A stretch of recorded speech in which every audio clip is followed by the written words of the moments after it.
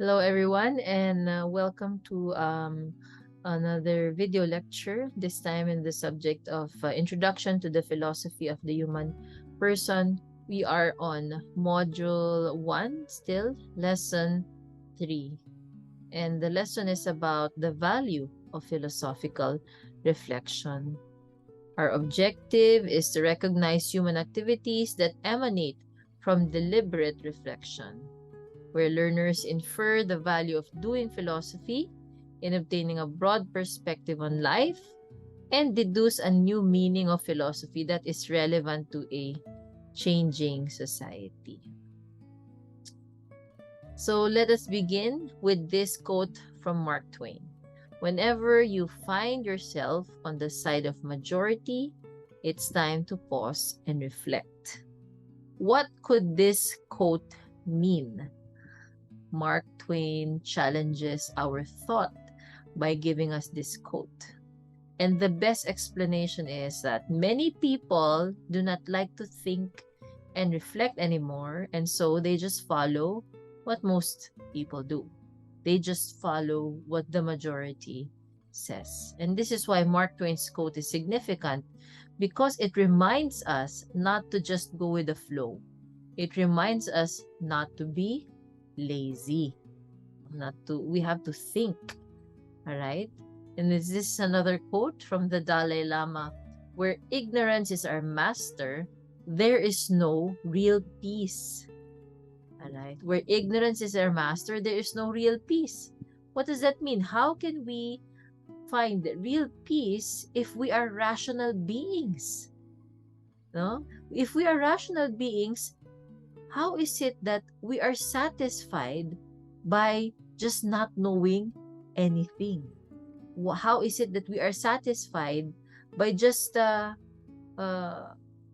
going with the flow and not allowing our minds to move or to think, to be in action? What are some examples of a situation that reflects ignorance? Okay, what are some examples? Let us think about some examples wherein because of our ignorance of the truth, because of our lack of knowledge, we end up being in these kinds of situations. For example, eating more than what our bodies need. Okay, perhaps we are just being motivated by the thought that we might run out of this food or these resources, and that is not exactly the truth. That is being ignorant of the truth, wasting our resources, for example. And we find ourselves in this kind of situation when we are ignorant of the truth that we need to take care of our of Mother Earth. We need to take care of our planet and of our natural resources. And of course, if you find yourself in a situation wherein you are you have no choice but to be greedy, be corrupt, get the resources that is meant for other people only for yourself. I believe that is also a form of ignorance of social justice for everyone, social justice for the poor, ignorance of what we are taught, that we need to be able to distribute the resources, because all of these resources are not just ours for us to use. All of these resources are given to us so that everybody can benefit from it, because we are all equal. We all have dignity. Therefore, we also need to have access to these natural resources. Now, there are three claims of Socrates from Plato's dialogues in Apology and Protagoras. And what are these claims? Know thyself, the unexamined life is not worth living, and virtue is knowledge of good and bad. So this is, as they call it, the Socratic Legacy. So number one is know thyself. Number two is the unexamined life is not worth living. And number three, virtue is knowledge of good and bad. These three claims are related to one another, and they affirm the value of philosophical reflection. The importance of why we need to be able to reflect. Socrates himself, the genius that he is, said that philosophical reflection is necessary in the life of every person. Every person, not just those who want to philosophize. He said that philosophical reflection is important in each person's life. All right? He philosophized where people usually gathered and compelled those who conversed with him to think, to defend their views, and to account for what they know and do not know. He would engage in conversations where people were gathered, and he would discuss with them. And in his discussion, he did not just give them information or tell them what to do. He encouraged them to think. He encouraged them to defend their views, even if those views were against what he already knows. He encouraged them, and he encouraged them also to take account for what they already know and what they do not know. We should always be aware, of what we have already gained, the knowledge that we have already gained, and what we still do not have, because that puts us in our place. And it helps us that we do not become ignorant, as we have discussed in the previous lessons. It helps us because our ignorance of some things motivates us to keep seeking for knowledge, to keep seeking for the truth. The Socratic method, as the name says, came from Socrates himself. And this involved asking individuals a series of questions, not just feeding them information. Of course, to an extent, this became, in a way, annoying, because also it's uncommon for a person to welcome a discussion that reveals his ignorance. Diba? He didn't want to be caught in a moment wherein he cannot engage in the discussion because he simply does not know the answer. He simply does not know how to respond. And a lot of people do not welcome that if it will reveal to others how ignorant really they are. But this Socratic method is a very effective method of education, and it is valued even to this time, isn't it? In class, we engage the students. When we have discussions in class, we want you to recite because we want you to think. The teachers want you to think. We do not just want to keep feeding you information, but we want to provoke your thoughts. Because if we do not stimulate our thoughts, how can we prepare our mind to receive new information or to absorb knowledge, to gain knowledge, to seek the truth, right? And the reason for this is because we are responsible for our thoughts.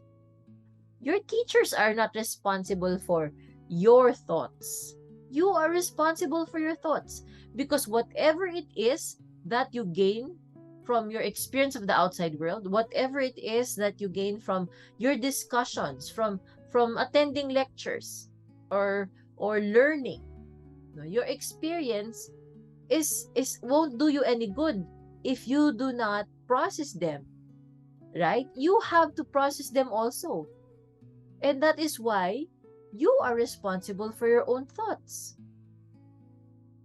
And our thoughts are the basis for our actions.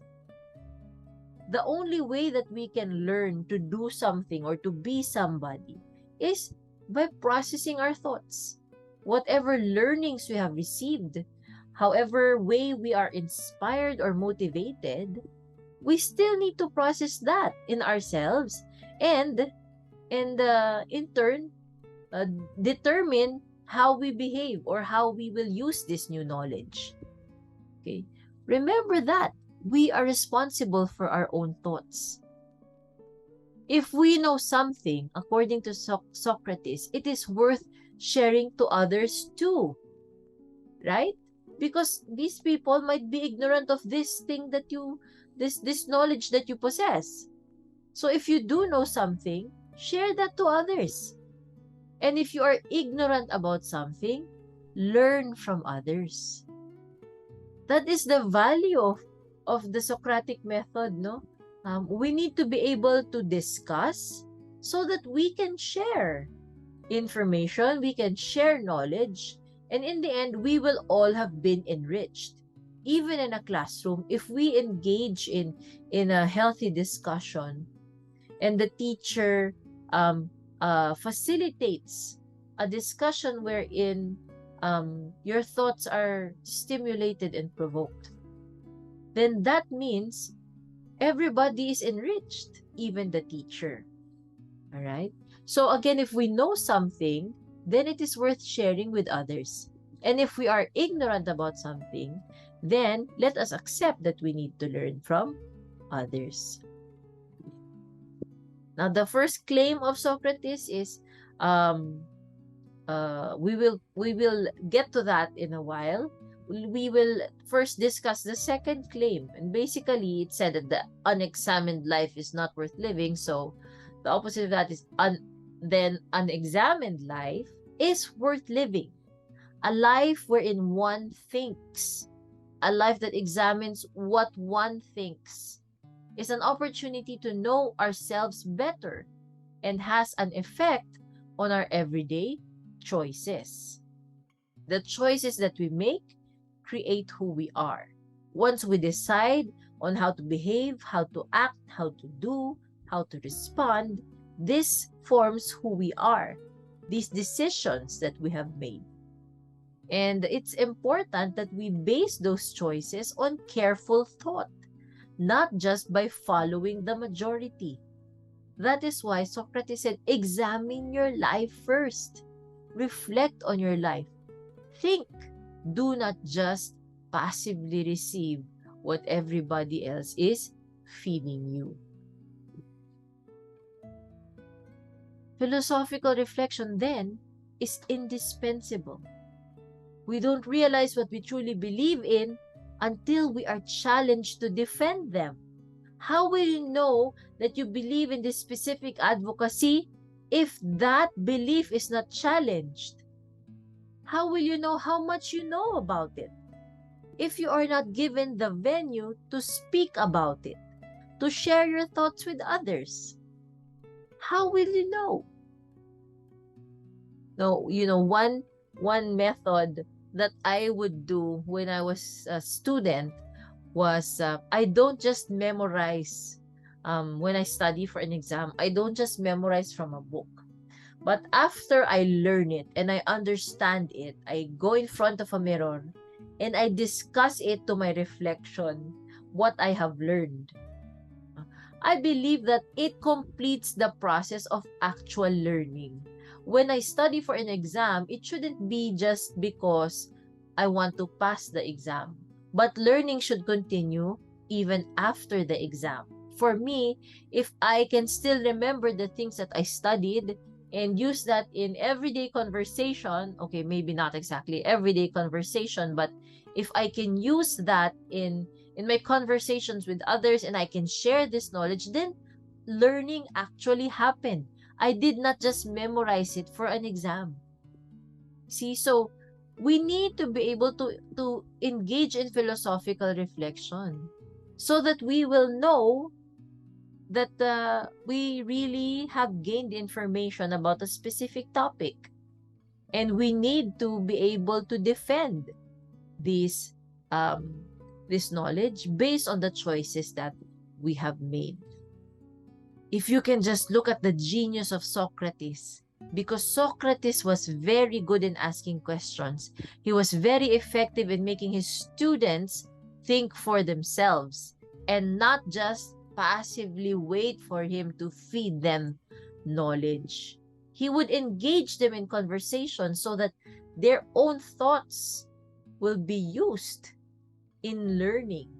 His role was a gadfly. He was a gadfly. If you know what a gadfly is, it is a little bug that hovers around, to awaken sleeping creatures, no? It hovers around, no? So a gadfly annoys basically those who do not bother to find the truth. He was a gadfly to those who were too lazy to think, to engage in philosophical reflection.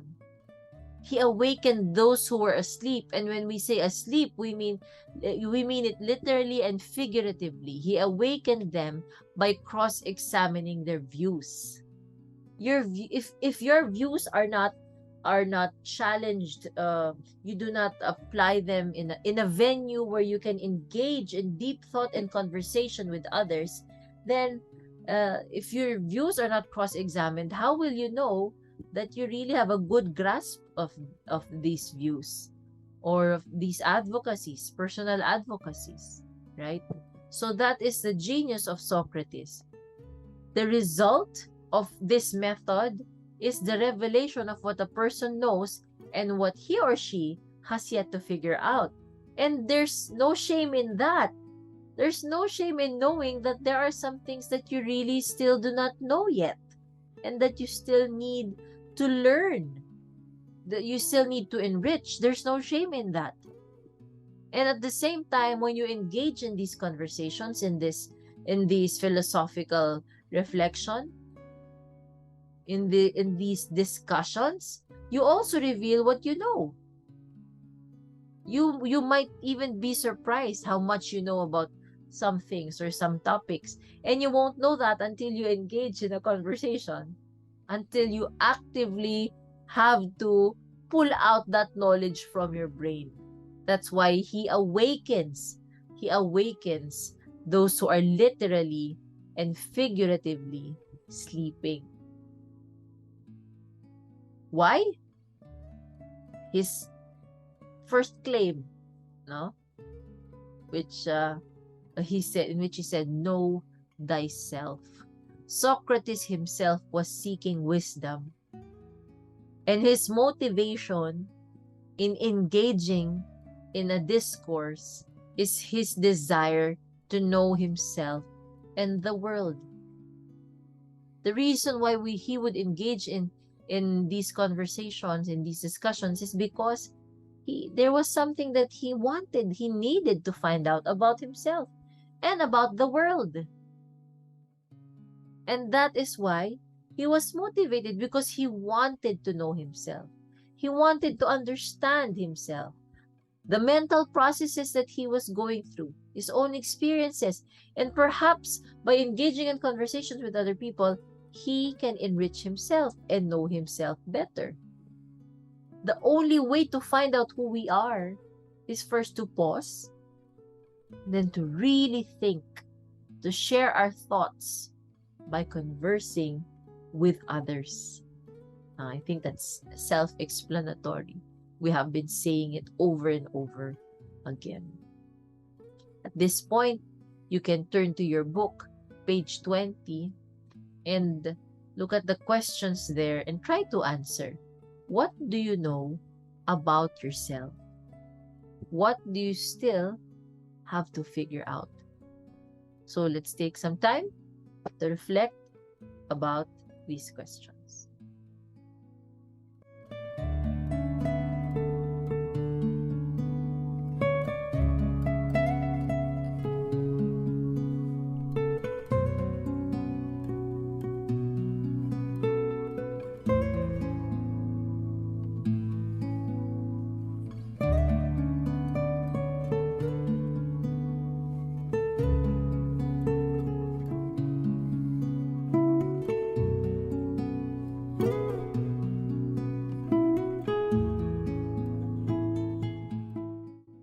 right? So I hope that you were able to think about your answers to these questions. What do you know about yourself? And what do you still have to figure out? Every person must be able to somehow answer those previous questions that we asked. But also, every person must confront this question: why do we need to know or examine ourselves? Not just what do we know, but why is it so important that we examine ourselves as well? The knowledge of oneself is crucial in life, where we make choices daily. If we don't know ourselves, we are bound to make wrong life choices because we do not know exactly who we are. We cannot make decisions based on nothing, not knowing anything about ourselves. Most of the time, akala mo ganito ka, hindi pala. Akala mo kaya mo pa, hindi na pala. Akala mo ito yung gusto mo, hindi naman pala. So do you really know yourself? Because if you keep on making decisions based on nothing, no knowledge whatsoever of who you really are, how can you make good choices for your life? How can you make good decisions for your life's journey? We would pursue things that are not suitable to us and that would not make us truly happy. And we will have many regrets. If we don't know ourselves and who we are, which essentially contains some other questions like what are our strengths, what are our weaknesses, what satisfies us, what goals do we have. If we don't know all of these, then we will end up feeling miserable without understanding why. Perhaps this is why a lot of people are so confused about their lives, where they are, where are they going, because they never took the time to ask themselves, who am I? They never took the time to get to know themselves more. And that is why we need to examine ourselves. Now, the third claim of Socrates is virtue is the knowledge of good and bad. Now, asking philosophical questions will provide us with insights on what is truly good and bad for us.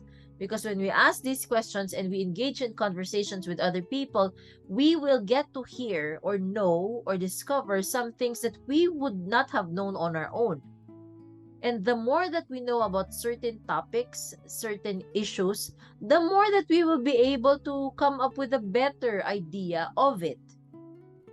And then we will be able to know really what is truly good and what is not. What we can benefit from or what can harm us.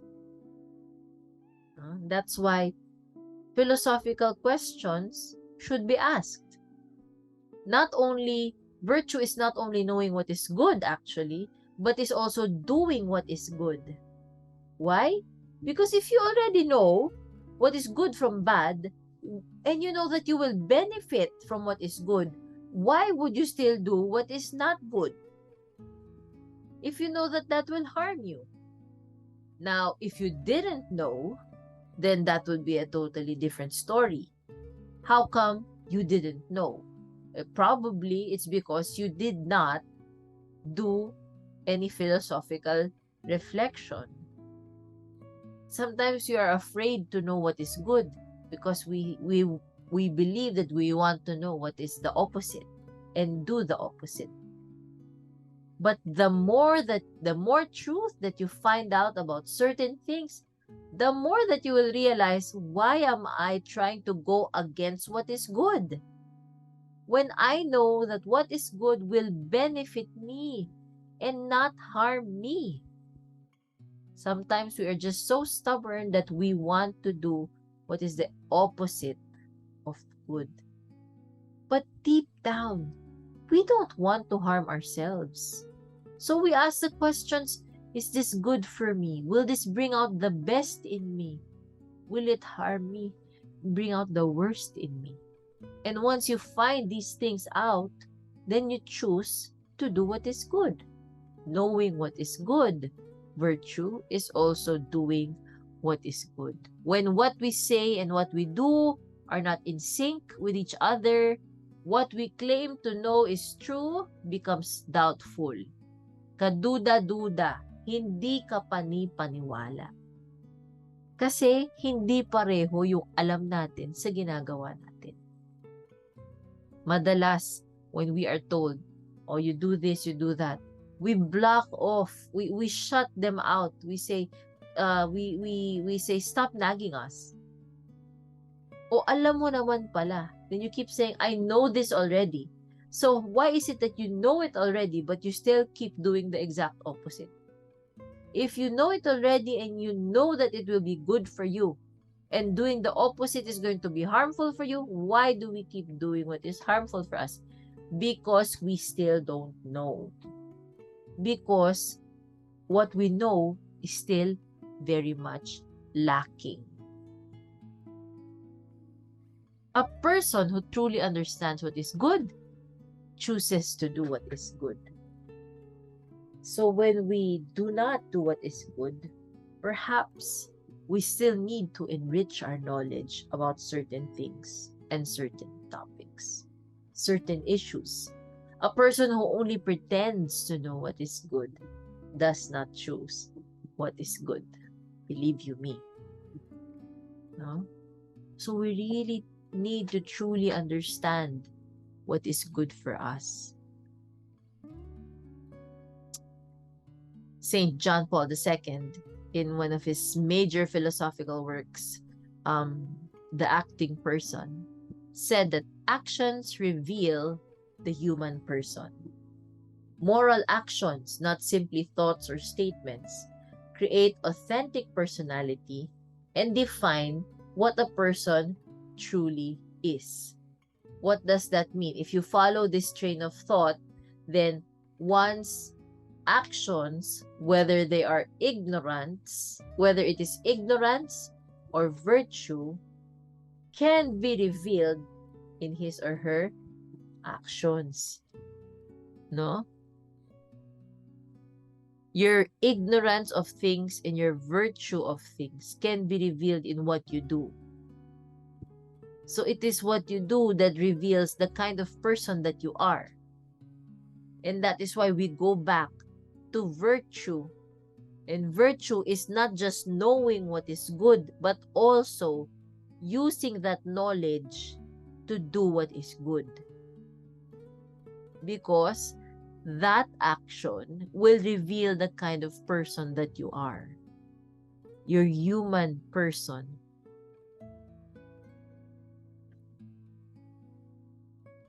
When you talk about philosophy, we need to be able to see the value of philosophy. When we hold on to views that are narrow and selfish, we cause suffering to others and we will not find peace. Just like what the Dalai Lama said. Philosophical activity is the only cure to ignorance. The only way that you'll be able to gain knowledge is if you engage in philosophical reflection and activity. So it is just natural. And it doesn't even go against our nature because we are rational beings. And that is what the philosophers keep on saying. It is natural for us because we are rational beings. Therefore, if we do not engage in philosophical reflection, if we do not engage in philosophical thought, we will not be able to fully use our potential as rational beings because we did not exercise philosophical thought. We have to see the value of philosophy, that it will benefit us, our humanity. It will enrich us and allow us to fulfill our full potential. Just imagine if you are not able to engage in philosophical thought or reflection, you are not fulfilling your full potential. And it is only when we free ourselves from ignorance that we gain knowledge and our lives become meaningful. Because once we gain knowledge, we will discover, this is the purpose for which I was created. I exist because of this purpose. It deepens your knowledge of yourself. If you just wake up in the morning not knowing what your purpose is, doesn't it feel very tiring? That you're just waking up, going to work, or going to school, eating, talking, and then doing it again on repeat. If you did not know that there was a meaning behind it, that there was a purpose because you did not engage in philosophical reflection, then it will be more difficult to live our lives because we do not know the purpose behind it. And yet, if we free ourselves from ignorance and gain knowledge, our lives become more meaningful. Why? Because to discover truths about ourselves and to be improved by our discoveries enrich us. No? This enriches us. These truths and discoveries about ourselves gives us a better idea of why we are alive, why we do what we do, why we engage in the things that we engage in, why we have been blessed by all of these talents that we possess. We will find meaning, and that is more beautiful than not knowing your purpose. In conclusion, philosophical reflection is necessary in the life of every person. The Socratic method responds to our need to be compelled to reflect about what we believe or claim to know, thanks to the Socratic method, which we still value up to now. Virtue is not only knowing what is good, but also doing what is good. Asking philosophical questions will provide us with insights on what is truly good and bad for us, what is truly beneficial and what is harmful.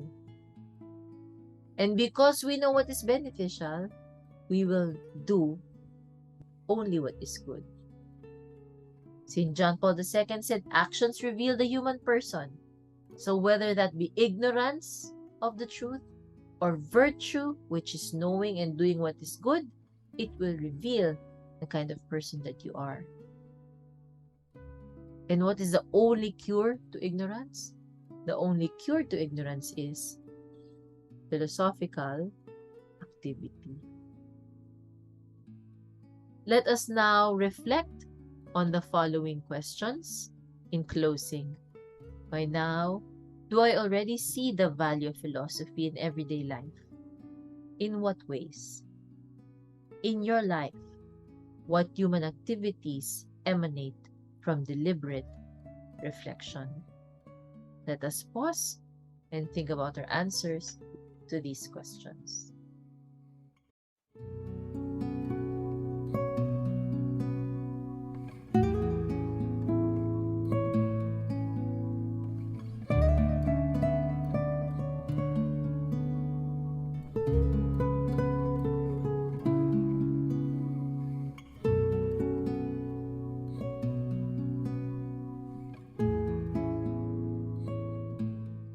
So that concludes our lesson. I hope that you were able to learn a little bit more about yourself as well. And I hope that this will help us understand the reason why we need to engage in philosophical reflection. Thank you very much. Take care and God bless.